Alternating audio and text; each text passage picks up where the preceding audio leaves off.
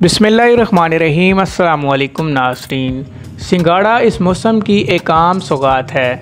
आजकल तो बाज़ार में हर जगह सिंगाड़ा नज़र आ रहा है, कहीं सस्ता तो कहीं महंगा।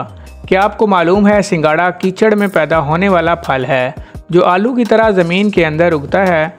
इसको छीलने में बहुत ज़्यादा वक्त लगता है क्योंकि ये सख्त होता है, लेकिन जब इसको उबालने के लिए रखा जाता है और छीलते वक्त ये टूट जाता है। लेकिन बाज़ार से छीले हुए सिंगाड़े जब आप लेते हैं तो वो सख्त भी होते हैं और अंदर से बिल्कुल नरम व मुलायम भी, ये दरमियान से टूटते भी नहीं हैं। आइए आज आपको बताते हैं सिंगाड़े को बिना उबाले घर में बाज़ार की तरह कैसे छीलें कि ये बिल्कुल ना टूटें। वीडियो में मज़ीद आगे बढ़ने से पहले वीडियो को लाइक और चैनल को सब्सक्राइब कर दें। शुक्रिया। सिंगाड़ा घर में बनाने का तरीका। बनाने के लिए अज्जा: आधा चम्मच नमक, 2 कप पानी, 1 पाव सिंगाड़े। सिंगाड़े को कैसे बनाएं? सिंगाड़ों को धोकर अच्छी तरह खुश्क कर लें।